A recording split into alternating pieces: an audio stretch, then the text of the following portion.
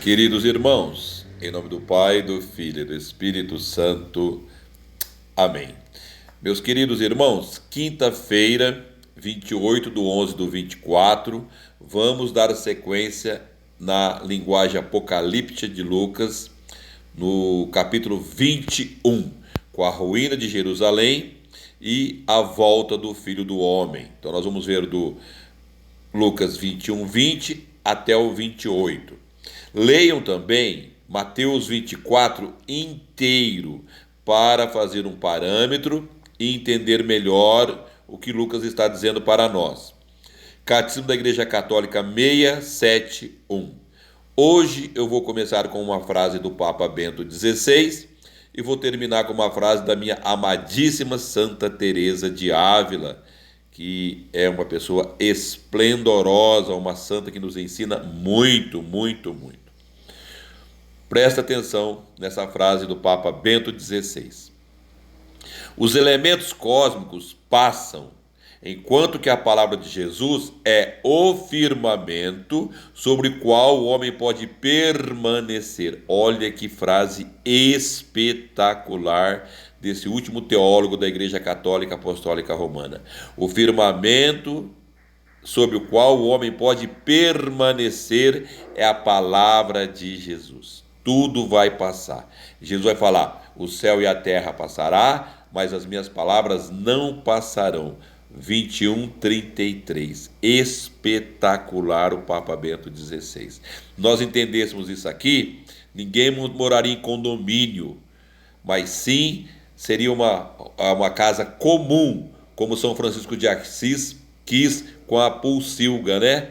E aqui todos os mundos querem ficar no seu cantinho e esquece que o firmamento é a palavra de Deus sobre o qual o homem pode permanecer. Todo o resto cairá. É só ver o que aconteceu com a Torre de Babel e ver o que aconteceu com Jericó. Não permanecerá pedra sobre pedra. E agora nós vamos ver o que vai acontecer com Jerusalém. Correto? Então vamos lá. Queridos, lá no versos 20, nós vamos dividir em duas partes. Primeiro, a ruína de Jerusalém, certo?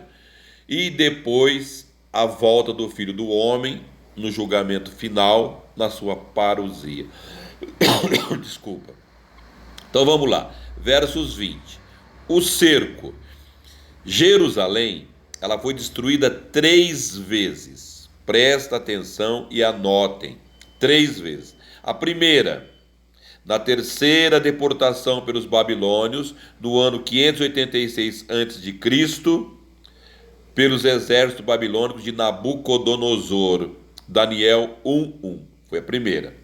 Segunda, foi a derrota da grande revolta judaica contra o domínio romano no ano 70. Na verdade, foi no ano 66 a 73, certo?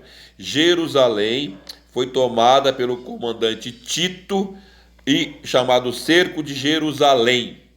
Lucas 21:20, Lucas 24:47.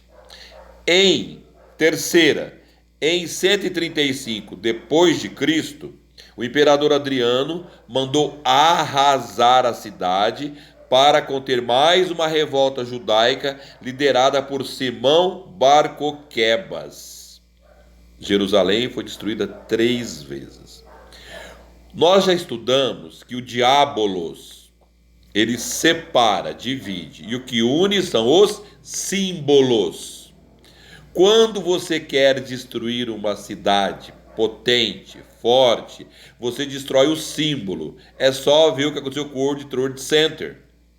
Vamos supor que vamos destruir alguma coisa no Brasil para prejudicar a fé católica. Então será destruído o templo de Nossa Senhora Aparecida, será destruído o templo do Divino Pai Eterno, será destruído lá no Rio de Janeiro o Corcovado, o Cristo Redentor. São símbolos que unem. Então o que aconteceu? Destruindo o templo, os judeus dispersaram e vão presos, certo? Mas Jesus, antecipando no versos 21 e 22, ele vai dar algumas ordens. Vejam bem como que Jesus é espetacular para proteger o seu povo. fujam para os montes. Quando isso começar a acontecer, fujam para os montes. Não tente peitar algo mais forte que vocês não vão conseguir vencer. 2. Retirem-se da cidade. Vão para longe, fiquem longe. Não entrem na cidade. Quem está fora, nos campos, fica fora. Serão dias de castigo. Por que dias de castigo? Jerusalém, Jerusalém, que mata os profetas. Castigo por Jerusalém. Quantas vezes eu quis trazer você para mim, como uma galinha com os pintainhos. Por isso você vai ficar deserta. Castigo. Certo? Mateus, versos 23, 24. Ai das mulheres. Por que ai das mulheres grávidas?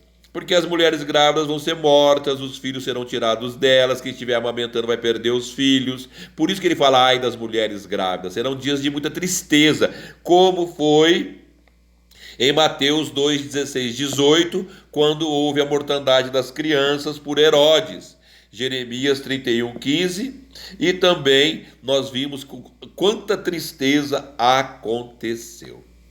Quando destrói todos os símbolos, o que vai sobrar? Somente um símbolo vai sobrar. Mateus 24, 30, a cruz.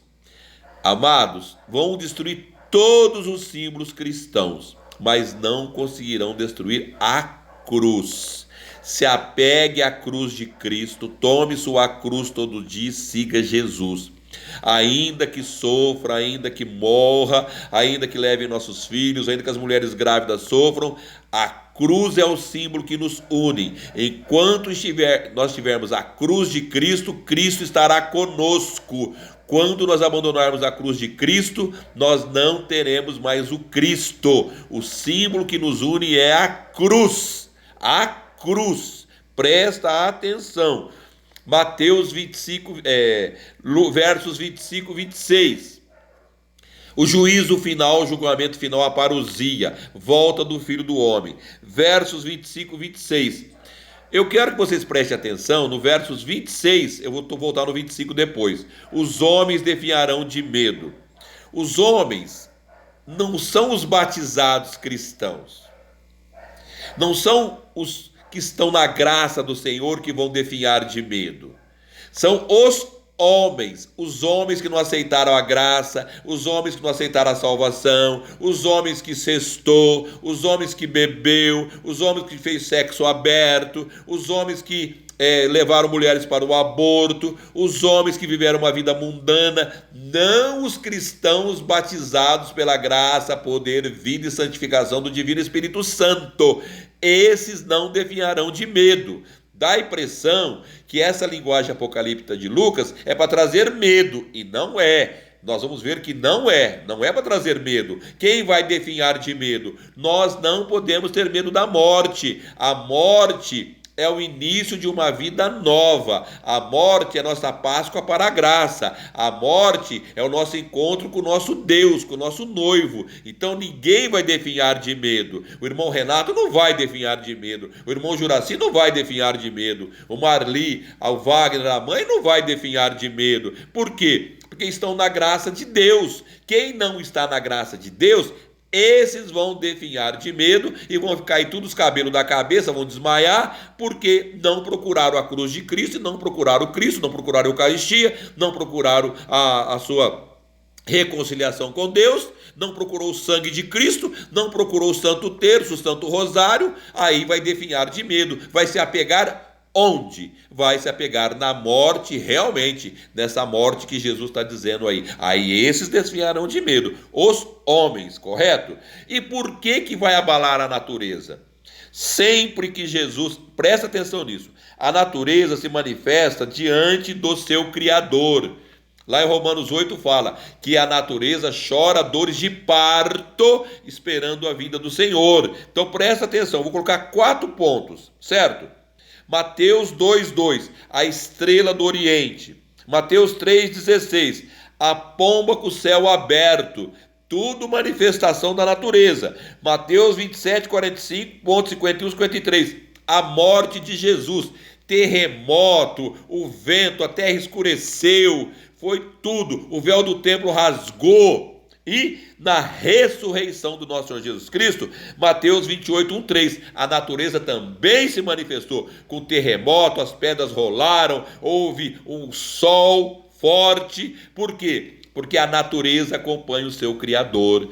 Onde o homem abandona Deus, a natureza não abandona. Quando é para a graça de Deus, a natureza se manifesta. Só vê na manjedoura, burrinhos, cavalinhos, ovelhinhas, o nascimento do menino Jesus. Logo, logo vamos chegar no Natal.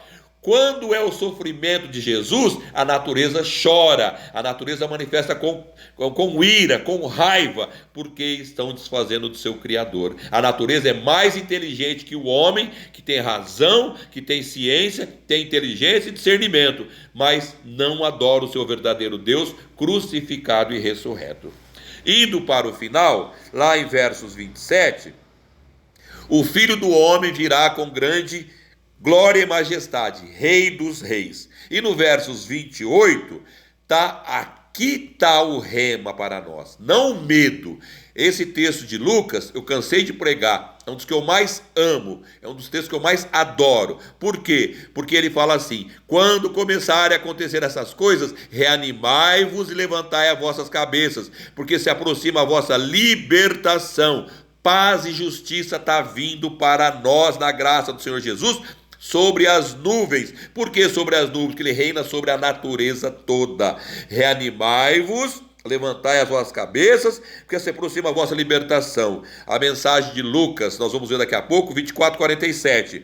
Fé, esperança, confiança, olha que coisa linda, plenitude de vida espiritual com o Senhor. E veja como que Jesus não abandonou Jerusalém. Lá em Lucas 24:47 está escrito assim: e que em seu nome se pregasse a penitência e a remissão dos pecados a todas as nações, começando por Jerusalém. Jesus jamais abandonou Jerusalém. Foi Jerusalém que abandonou o Senhor. Fecho com uma frase da minha amada Santa Teresa de Ávila: espera, espera, não sabes quando chegará o dia ou a hora. Vigia atentamente, pois todas as coisas passam rapidamente. Amados, vigie atentamente, pois todas as coisas passam rapidamente, inclusive a nossa finitude nesta terra, para encontrarmos Jesus na nossa primeira escatologia, que eu já preguei para vocês, que é a mais importante. Em nome do Pai, do Filho e do Espírito Santo. Amém.